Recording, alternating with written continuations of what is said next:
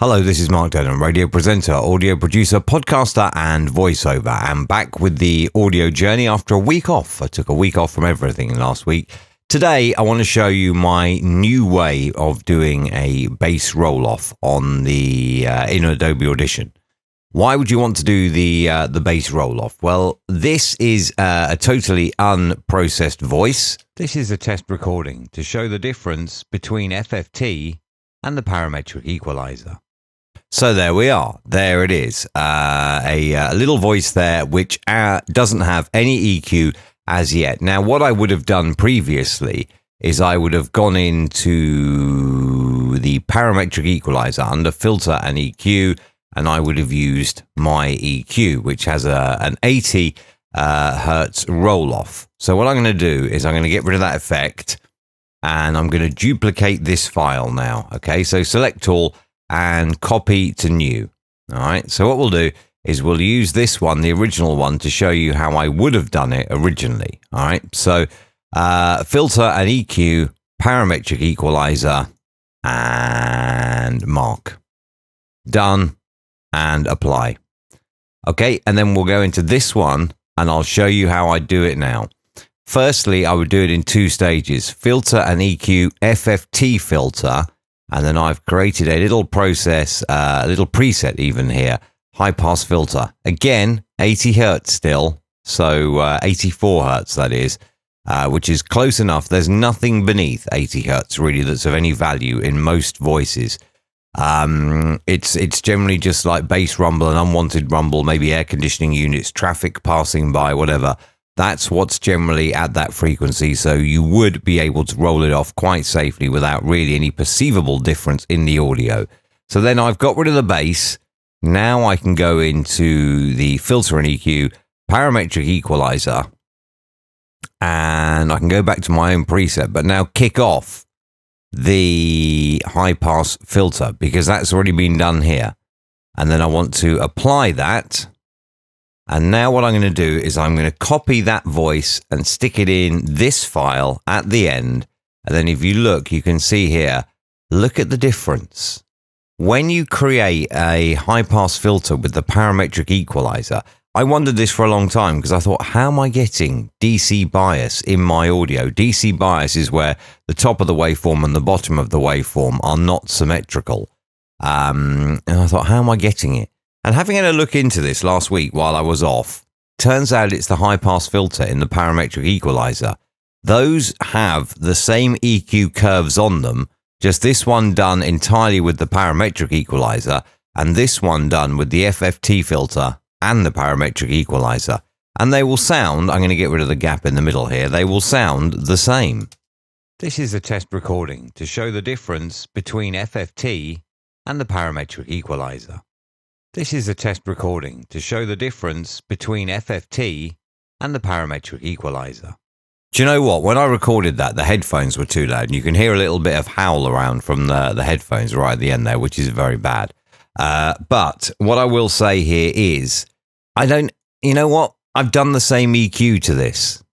You saw what I did. Parametric equalizer with an 80 hertz roll off and an FFT filter rolling off from 84 hertz down.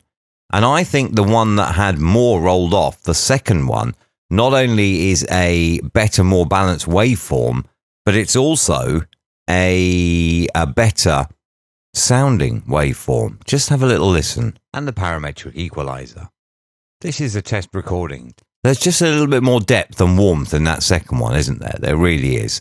Now, why does this make such a difference? Well, if I get rid of that and I normalize this up to 0.1 dB. So I want to go for amplitude and compression, normalize process, and I want to go for decibels. I'm going to go to -1. Okay, I'm going to go to -1. Right, and I'm going to normalize this up as well. Effects, amplitude and compression, normalize to -1. Now you can see now, let's copy this one again and put it into that first file at the end. And you can see here, which is the louder waveform, the second one. because you didn't have this huge spike here that the parametric equalizer has caused. This is a test recording to show the difference between FFT and the parametric equalizer. This is a test recording to show the difference between FFT and the parametric equalizer. Now, I have to say, that's really annoying me, that howl round where I had the headphones far too loud and I got feedback. That doesn't impress me. But you get the gist of this, though. If you are going to roll off the bass, and I would recommend that you did roll off the bass, do it in those two stages like we did here with the FFT filter. First, all you need to do is go in, filter and EQ, FFT filter, default, and what you need to do is you need to draw on a point here at around 80 and let's have a little look. We'll call that 80 and we'll drag that down, and there you go. You've just rolled off that bass nicely. Save it as a preset. I've already done it, so I don't need to, but if you just click that save icon there, you can save it as a preset.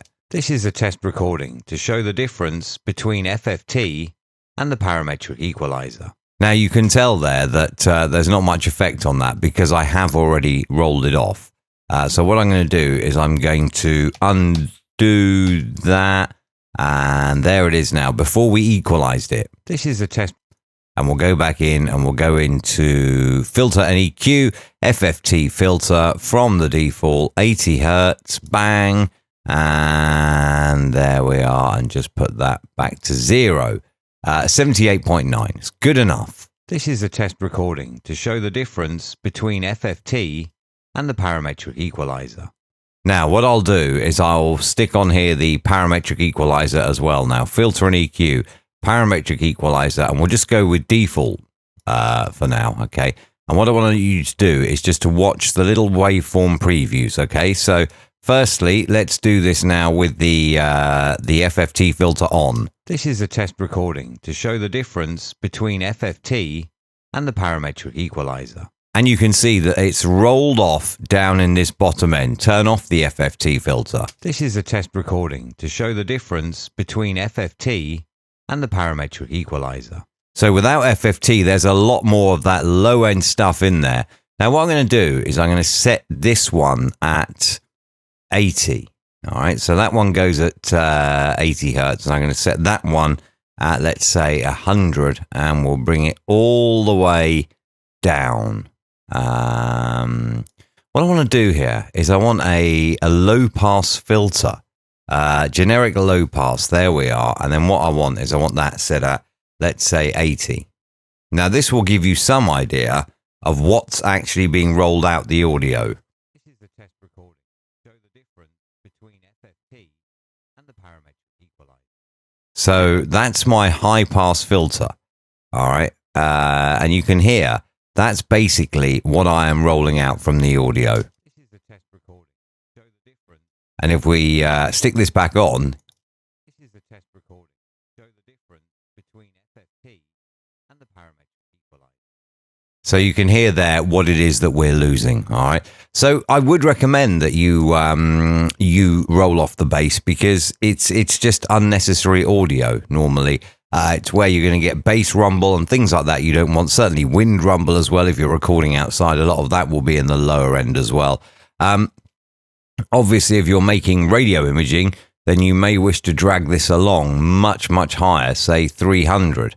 That's around 300-ish, isn't it? 320. And now you have a more imaging sound voice.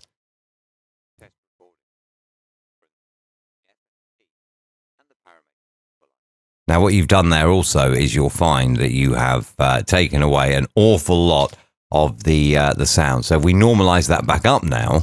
This is a test recording to show the difference between FFT and the parametric equalizer. So there you go.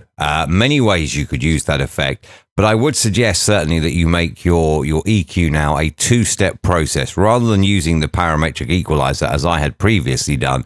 Roll off that bass using the FFT filter first and then use the parametric equalizer for the finesse. There you go. Another part of the audio journey complete. The whole thing is on markdenham.com from part 1 all the way up to today's. Also, if you have any questions, you can use the contact tab on the website or you can stick them below in the comments section. Have fun. Make sure you now use this two-step EQ process, and don't forget, make amazing audio.